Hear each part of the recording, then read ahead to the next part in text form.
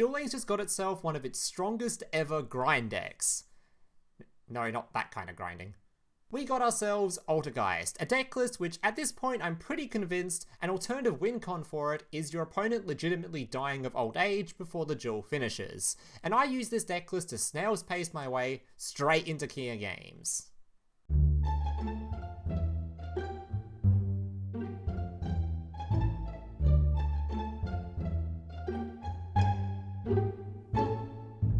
So here's today's deck list. Now just a reminder before getting to the deck list, if you guys are enjoying today's video and want to see more content just like this in the future, especially if you're a returning viewer, so apparently about 35% of you watching this are even subscribed to the channel, meaning 65% of you haven't even subscribed yet. So if you guys are enjoying this kind of content and want to see more deck lists from me in the future, or more videos from me in the future, then leave a like on this video and consider subscribing to the channel down below.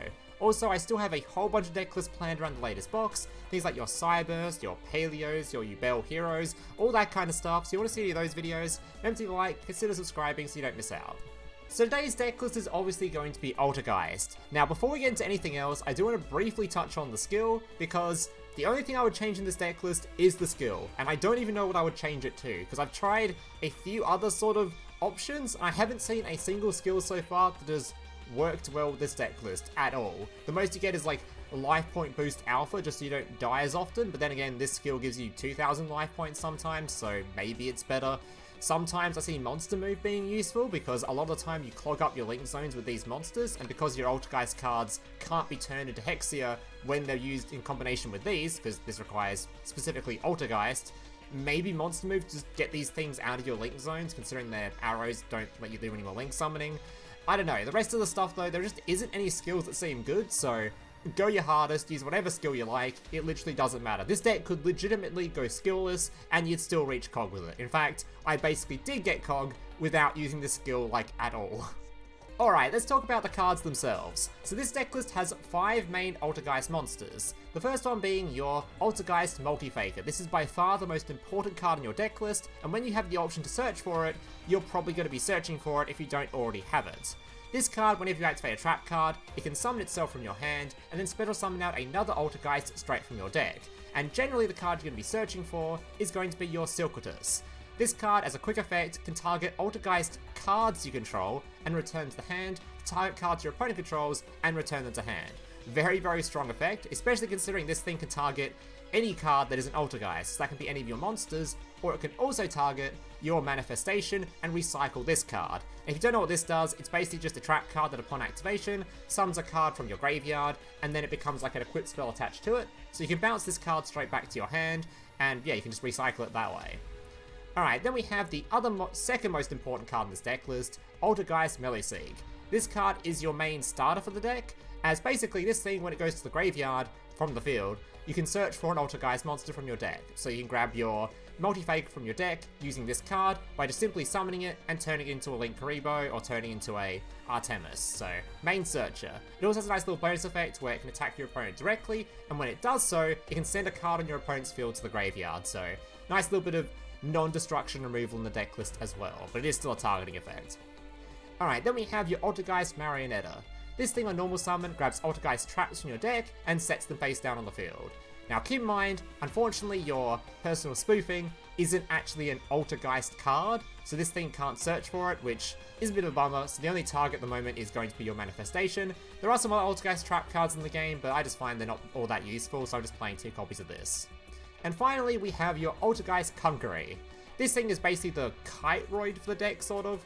When your opponent declares an attack, if you control an Altergeist card, you can summon this thing from your hand. If you do, negate the attack. If this card is special summoned, you can target one face-up card your opponent controls and negates effects while this thing is face-up on the field. So, a nice little card that negates attacks and negates effects as well. The final main deck cards are your trap cards. Now I've already mentioned your Altergeist Manifestation, but the other most important one, at least for the Altergeist stuff, is your personal spoofing. This card once per turn can shuffle an Altergeist card from your hand or face up from the field into the main deck to add one Altergeist monster from your deck to your hand. So this card's a must run, mostly because it can just search for your Faker and summon your Faker because it's a trap card. So yeah, you need to run this card as it's just another way to get a hold of this card, so you need to run it. Unfortunately, this does take up your limit 1 slot though, which is a little bit annoying, but it's still fine. You should probably run this card. It can also be used to grab some of your trap cards, put them back in the deck and search for monsters as well. Just a very, very useful trap overall. And then we have your generic background, so just whatever trap cards you sort of own. You don't need to play your Dino, you don't need to play Warning Points or Bottomless Trap Holes, just whatever trap cards you own. As long as they do something useful, they'll be fine. Alright, moving on to the extra deck. Now, the extra deck is extremely interesting because, from my experience, as you'll see during the replays, I was just not using it at all. The only cards I was generally summoning were the Linkuriboh because I wanted to get a search off Meluseek. Otherwise, the rest of the cards, I was just not summoning them. I think I summoned this card once just to have lethal damage. Like, these are good cards, it's just, the deck just loops its main deck so much, you don't really need to use them, so, yeah, I don't know. If you don't own something in this extra deck, it's still going to be playable. Just make sure you have Linkuriboh, as that's the most important one, which is really weird to say, and it's not even for its effect. Its effect is quite useful in this deck list, because it actually could be used to block attacks by reducing damage to 0, and when it's in the graveyard, it can actually tribute level 1s on the field, so it can tribute your Meluseek to then revive itself, so this card could be used twice for searches. It's kind of interesting. But as for the actual cards you probably haven't seen before, we've got the Hexstia. This card gains attack equal to the original attack of an Altergeist monster it points to. This thing can lead to lethals quite often, by the way, just from having a lot of damage. When a spell, trap card, or effect is activated, quick effect, you can target one Altergeist monster this card points to, negate the activation. If you do, destroy that card. If this card is sent from the field to the graveyard, you can have one Altergeist card from your deck to your hand. So a very nice card. It can be used for searching, it can be used for negating, it can be used for just gigantically boosting, just slamming your opponent in the face. Very good card, you need to run it, but like I said, I wasn't really summoning much extra deck stuff, so. And the other Altergeist card is your Primebanshee, and this thing, you'll very rarely summon it. This thing is a Link 3, 2 Altergeist plus or 2 or more Altergeist monsters. During the main phase, quick effect, you can shoot one Altergeist monster, split or summon one Altergeist monster from your deck to your zone this card points to. If this card is sent from the field to the graveyard, you can target one Altergeist card in your graveyard, add it to your hand. So, just another big boy. You're not going to use him all that often though. Alright guys, that's enough talking about the deck list. Let's move into some gameplay showcasing what this deck list can do. Alright, so for you guys that are wondering about win rates and stuff, this deck list obviously had a decent enough win rate to get me to King of Games, so it's already good enough just based on that, but you will notice I have a couple of losses in this match history. Most of the losses with this deck list come from the fact that it is slightly bricky. Sometimes if you just don't get a hold of Faker, which does happen occasionally considering we only have like 6 starters in here. 6 starters is generally on the low side, most deck lists want to have 7. 6 is playable, it's just sometimes you'll just brick. Because if you don't get Faker, the deck list becomes quite a lot harder to win games a lot of the time. Also, if you do get Faker, but for some reason you just draw a whole bunch of monsters, that can also feel pretty goddamn awful too. So those are the main reasons the deck list loses. Most of my other losses, I think, were just me playing really badly, just doing stuff that was really dumb. So I think anyone that gets good at this deck list, you're going to win a lot of games. It can probably win tournaments. I wouldn't be surprised if it doesn't. It might just sneak into tier 3 easily. This deck list feels pretty strong, so yeah, anyway, the deck list is good, obviously. It's got me to King of Games, so yeah, let's jump into some replay showcasing what exactly this deck list can do. So you'll notice today, I've only got 4 replays saved. That's because, well, you'll see, this deck takes quite a while to win games, just by the nature of it. Especially if you're not trying to summon out Link monsters or spam the field, you're just sort of slowly, just methodically destroying your opponent's stuff, or bouncing your opponent's stuff a lot of the time. Yeah, you'll see. These games take quite a while, so. Alright, so starting off with a potential demotion match. Alright. Of course, repping the Scud. Alright, it's a pretty good starting hand though. 3 traps and a searcher for Multifaker is like an ideal, is actually an ideal starting hand.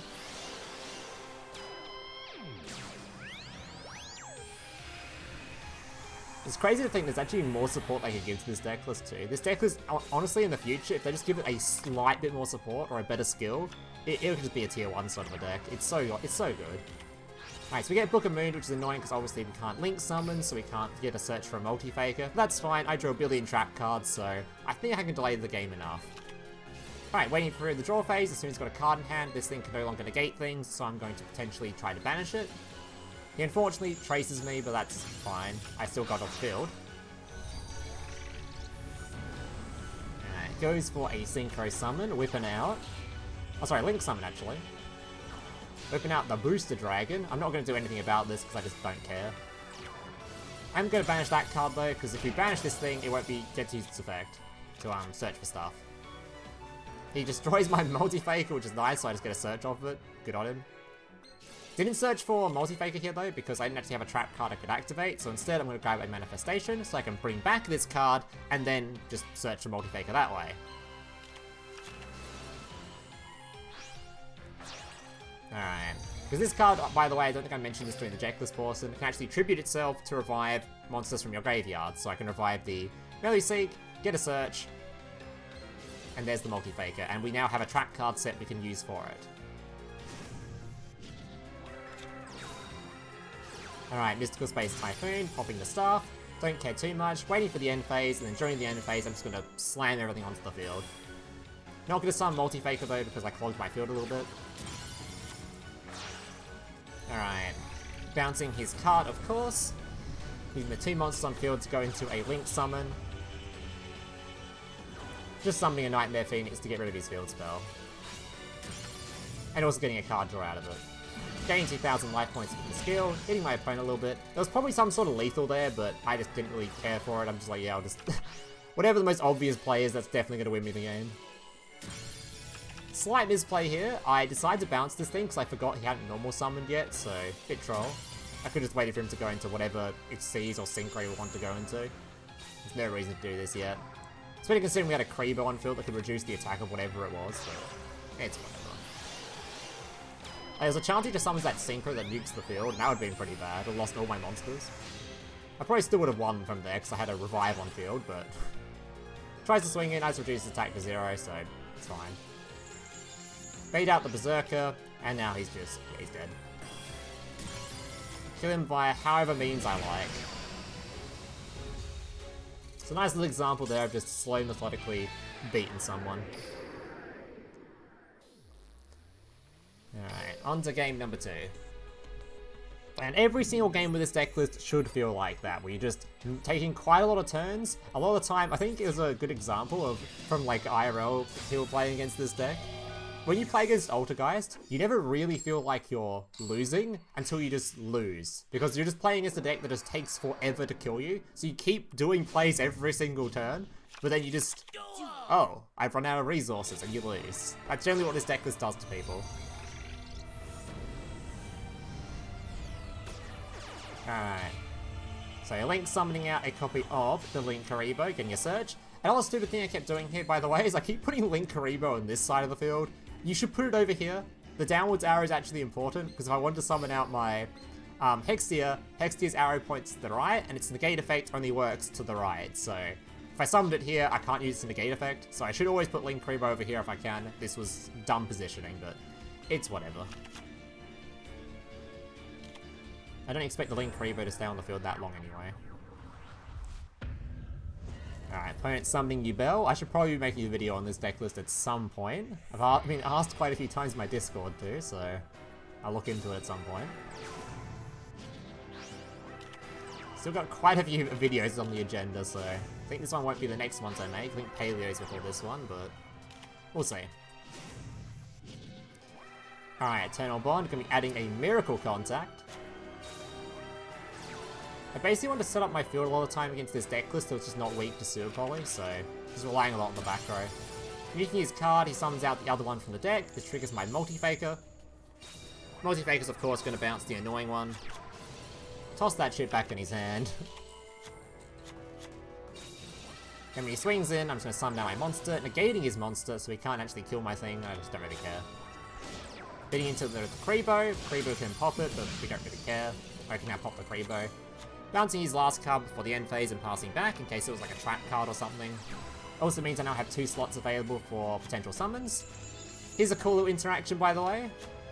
So this card right here, normally when it leaves the field, it will destroy the monster it summons, but you can do it in a way where you chain a bounce effect to it or a swap effect to it, and then when it goes back to the hand, it won't pop the monster. You do have to chain it to it, otherwise if I changed this card now to it and moved it to hand after this thing was already on the field, for example, so didn't chain it. I think I said chain there, but if I didn't chain to it, just used it after it already resolved, it would pop the monster on the field, so yeah.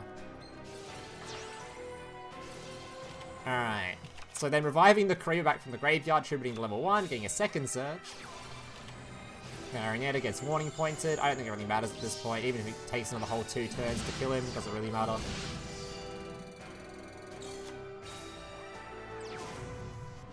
Eternal Bond, swapping it over, grabbing a Terror Incarnate. Eternal Bond, swapping it over, grabbing the Ultimate Nightmare. Eternal Bond activating again, grabbing a hold of Super Polymerization, which does nothing against my field, really. Spoofing being activated, swap a card over. Manifestation reviving, spoofing, swapping the card. This is what I was talking about again, where you can do it so it doesn't destroy the monster and still get a search out of it. Look at that, look how much value I've got in my hand, man. I've got a full hand and a full field. My god. Alright. Summoning a Knightmare Phoenix. Knightmare Phoenix is going to be discarding, popping a card. Meluseek summoning back to the field. He warning points me again. Whatever.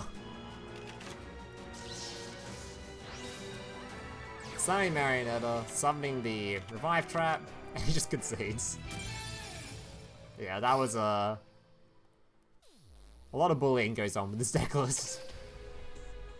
Alright. Mr. Chris GG, I think this guy's name was, or something. I think this one wasn't actually as quick, wasn't as slow as the other games. I think this guy actually willingly conceded before he, like, actually just... Because he just didn't want to get grinded for 40 minutes, which I can understand that.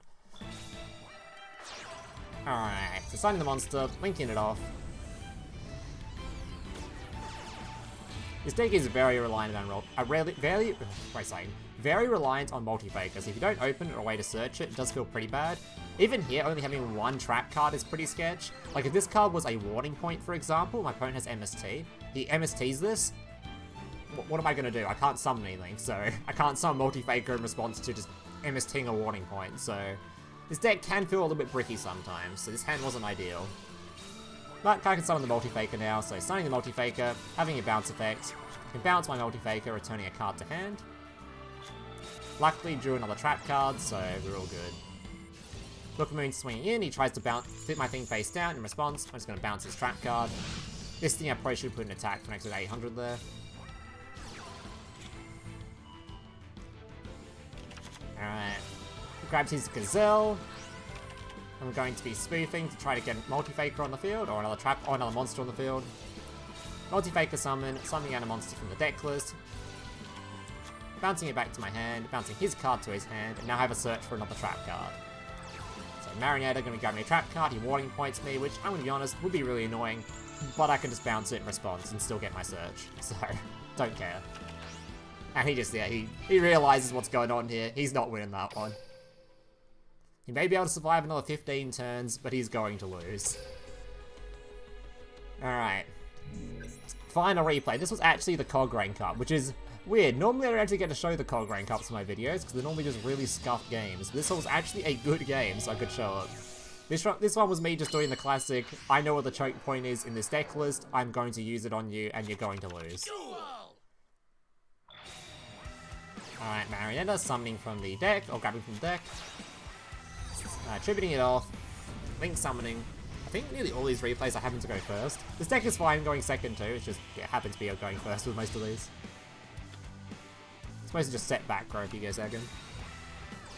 Alright, so up against Goki. Now Goki, if you guys don't know, has one really bad choke point for it, which generally they try to go for every single time. It's the Link 3. They need some Link 3 to then get their extra normal summon. You bounce Link 3, they can't do anything. You do have to be a little bit careful though, because if they do go for like a setup where they can potentially summon out the big Link 4 and having a gate arrow pointing to it, and you didn't use your stuff before then, you're kind of screwing yourself. But generally their main play looks like this every single time, where they'll try to go for this dude, and the second this thing's on the field, you bounce it, their turn ends. They can't really do anything from there, so... In response to this, I'm going to use my Manifestation, Revive. This allows me to trigger Multifaker. Summons the card from the deck. Bounce his monster. Bouncing my Marionetta, of course. Could also actually bounce the trap card too if I wanted to. And bounce my monster to bounce his monster. Sending a couple of things, going for a Link summon. Don't even remember what I Link summoned into here. Oh, and Knightmare Phoenix, I just want to get rid of the back row. Meluseek being activated, he's got a Bottomless trap on my Knightmare Phoenix. I don't really care. I'm in absolutely zero danger here. 2 active trap cards and a Multifaker in hand, so we're good to go. And we even have Kunquery.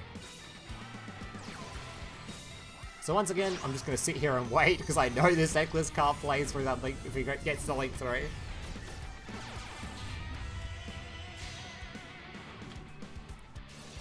Alright, Superx going to be searching, getting another search.